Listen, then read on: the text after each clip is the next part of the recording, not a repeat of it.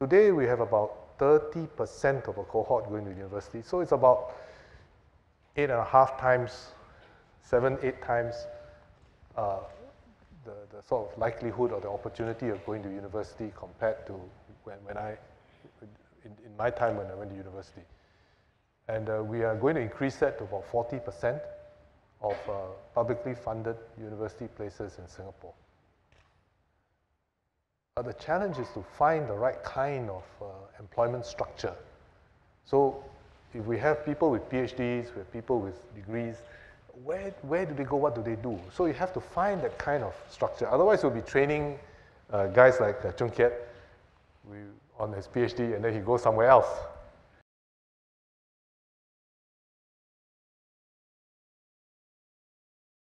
Many of the kinds of jobs that we want really have a regional and international element in them.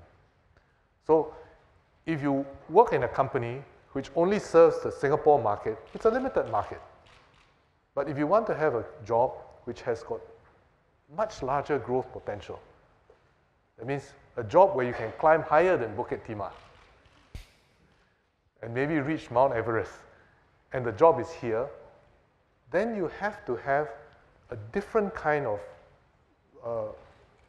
job mix and workforce mix. Because nobody will locate a headquarters or an operation here which serves the region and the world if he only can employ Singaporeans. This is actually a very important point for all of you. Because what the government is trying to do, I talk about promises and keeping promises.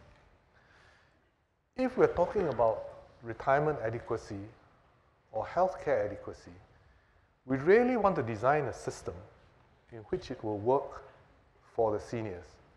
But it's a system which will work for you as well. Because supposing we design an old age retirement system which cannot fund itself, there's not enough money there. Or we design a healthcare system in which there's not enough money there.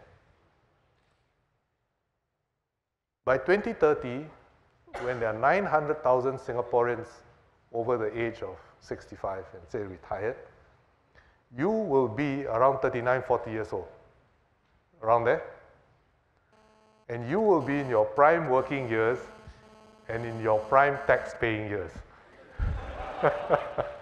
So you have an interest in making sure that the systems are well designed today, so that the 900,000 of us who will be over 65 years old then have enough to support ourselves.